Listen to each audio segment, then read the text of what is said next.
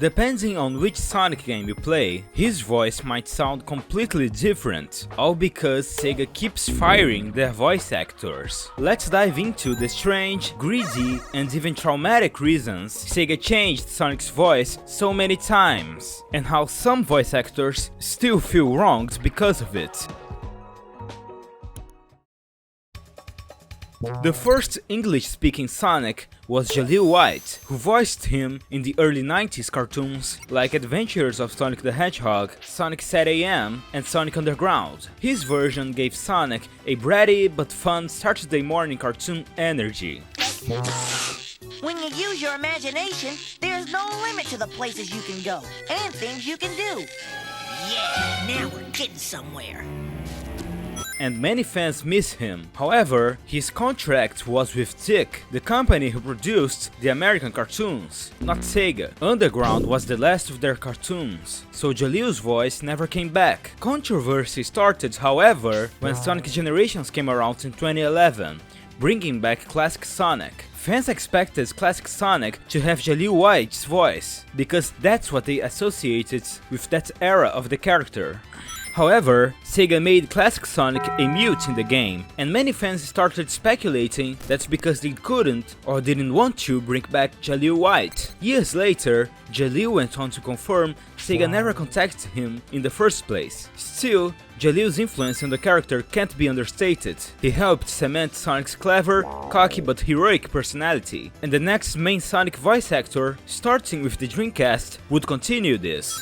The change from Jaleel's voice was pretty understandable, but after this, Sega started treating their voice actors in terrible ways. In the Dreamcast era, Sonic's voice took a major shift with Ryan Drummond in Sonic Adventure. His take on Sonic was high energy, youthful, and confident, matching the new design of the character. For many, this was the first real Sonic voice, one that defined him in the early 2000s. Oh yeah! This is happening! Well, that wasn't so hard! Sayonara, Shadow the Hedgehog. However, Ryan's time as Sonic was very short-lived. In 2003, Sonic X started airing with completely different voices, and nobody expected this, not even Ryan. After unprofessional and questionable lack of communication, Ryan was finally contracted by 4Kids, responsible for the international version. Unfortunately, 4Kids contracts didn't allow actors who weren't from New York, where 4Kids was headquartered, to be in Sonic X, so they just got a whole new cast from scratch. Ryan Drummond did offer to move to New York for the part, but was refused. They didn't care. Look at you. You who were once so proud. Go now and never return.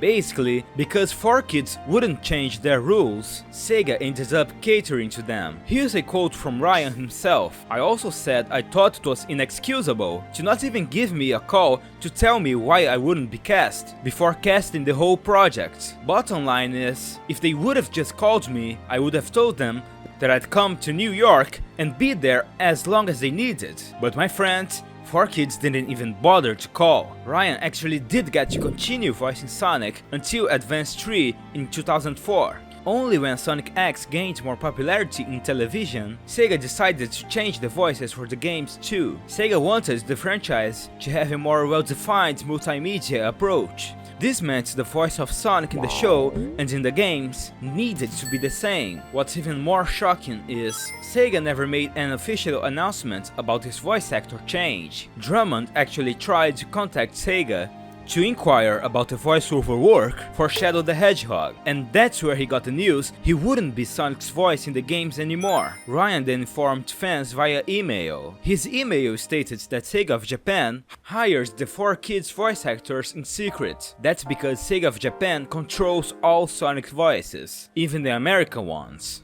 Drummond was even going to voice Sonic in Sonic Rush before the cast switch. In fact, he even voiced him in the E3 demo.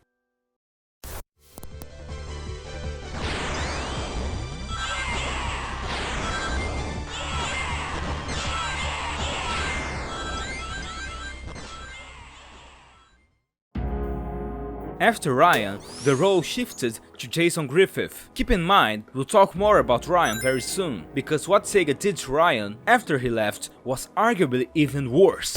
Jason's voice was deeper and more grounded, balancing Sonic's carefree nature with more serious storytelling. For many fans, it was their favorite voice of Sonic. He feels less snarky and more mature.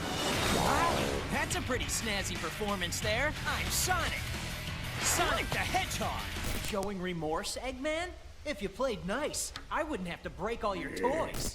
So yeah, that's what happened. To think I was called in to be part of the tale of King Arthur.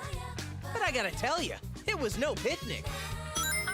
Jason even voiced Shadow as well during this era, which is impressive. But once again, Jason barely had time as Sonic's voice. After an amazing performance for Sonic and the Black Knight in 2009, Sega decided to change the voice cast again in 2010, during the development of Sonic Colors and Generations. The worst part is that there was no apparent reason for it. Technically, the reason was that Sega's contracts with 4Kids ended this year, but they could have just renewed it. Some fans believe that Sega wanted to disassociate the franchise with the games of the so-called Dark Age of Sonic, which were performed by the 4Kids cast. What's crazier is Mike Pollock, the voice of Eggman, stayed with the cast, but that's not because he was given special treatment or anything. Mike had to re-audition for Eggman, and thankfully was accepted for the role again. What very few fans know though, is that before Roger Craig Smith got the role of Sonic, which he has up to present day, Sega actually offered Ryan Drummond to come back, but this time, it wasn't Sega that rejected Ryan, it was Ryan that declined them, because what Sega demanded of him to come back as Sonic was seriously disappointing. This is what Ryan revealed about what's happened. Quote, "There was a glimmer of hope a while back when Generations was being cast. Sega asked me to come to LA and re-audition for the role of Sonic, because they were doing the same thing to Jason and that cast that they did to us years before. So I went, and they were very pleased to have me back, and they actually said they were going to have me back and it was going to be this great reunion. Then, when the actual offer came to my agent, it was a complete joke. They asked me to leave my union, which is how I make a living, do all kinds of work for no compensation, etc. It was a real slap in the face. I really don't see it ever happen. Sega is a huge corporation with zillions of dollars, and they don't see any need to change the way they do things. There's a lot more detail I can't go into because of legal reasons, but let's just say that I wish I'd been voicing Sonic all this time. I would return in a heartbeat, but if Sega ever decided to hire me again, the devil's making snow cones. It's cool though, I would love to be Sonic again, but I have plenty of VO work without Sega, so yeah, that's pretty harsh. Drummond has stated there is no tension between him and Jason Griffith or Roger Craig Smith, and he thinks they are all great guys, but between him and Sega, it seems things went pretty badly. Roger Craig Smith is the longest standing Sonic voice, from Colors up until present day. No copyright law in the universe is going to stop me! I found you, Shadow! Nice hustle, but I won this one. So I'm taking the emerald. See ya!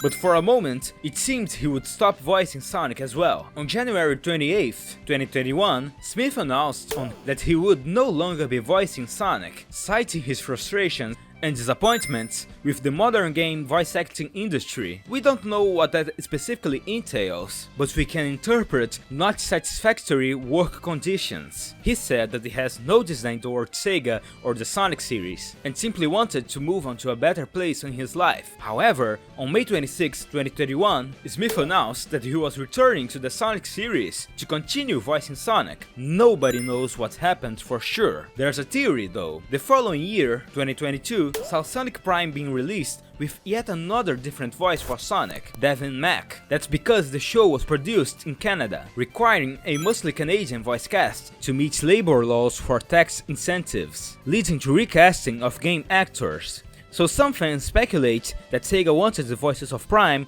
to match the games, just like what happens with Sonic X in the 2000s, but that's unconfirmed. Roger Craig Smith didn't voice Sonic in the Paramount movies. Fans assume it's for marketing purposes, because Sonic's movie voice, Ben Schwartz, is a Hollywood star. What's fascinating is Colleen, the game voice of Tails, did return for the character in the movies.